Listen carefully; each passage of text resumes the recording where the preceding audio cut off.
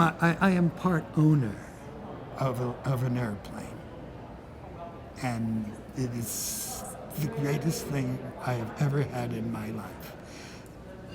I first flew when I was 9 years old, and every time I fly, the little 9-year-old kid is still flying. So I love my airplane. What's your favorite place to fly? Oshkosh, Wisconsin. Yes, indeed. The biggest fly-in in the whole world. 12,000 airplanes, one little airport.